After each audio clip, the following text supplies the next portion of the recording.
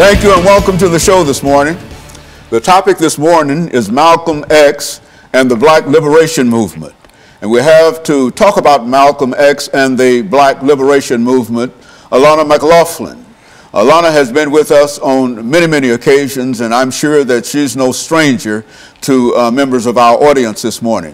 Alana, let me welcome you to the show, as well as to give you an opportunity to talk about some of the activities that you've been involved in since you were with us the last time. I think that you started with us as a youngster of 8 years old, and you've been with us almost consistently since. And I would imagine that many members of our audience are probably amazed to see you now, knowing that you've moved quite a bit through this show since you were 8 years old. Let's talk about your background, education, and other information that might be able to enlighten our audience as to who you are this morning, Alana. Well, like you stated, my name is Alana McLaughlin. I am an 8th grader at John Early Middle. I am heavily involved in many organizations, and I go to many camps and et cetera, et cetera, et cetera, et cetera. I am heavily involved in my church.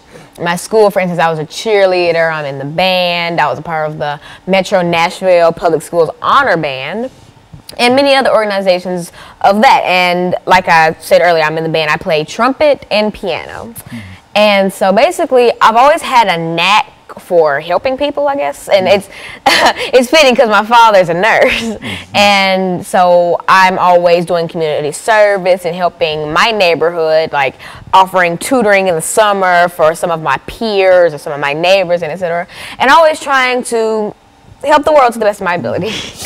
Very good. And let's talk about some information in reference to the topic that we're dealing with, Malcolm X and the Black Liberation Movement. I think we've got about half of this segment to sort of give a foundation for the Malcolm X and the Black Liberation Movement. How would you approach that, and how are you planning on dealing with this today? Well, when you're talking about Malcolm X or the BLA, which is the Black Liberation Army, well, same thing, you really have to sit and think about how you want to approach it, because this is such a sensitive topic. For instance, I almost said Martin Luther King. Malcolm X lost his life for not the BLA, but for his views and etc. And so when we chose this topic, I really had to sit and think, how do I want to go about this? How do I want to portray a man who was loved and hated at the same time? Like, he is unlike any other civil rights leader. For instance, Martin Luther King, he always had praise, and he was known for being loving and peaceful. Malcolm X was the polar opposite.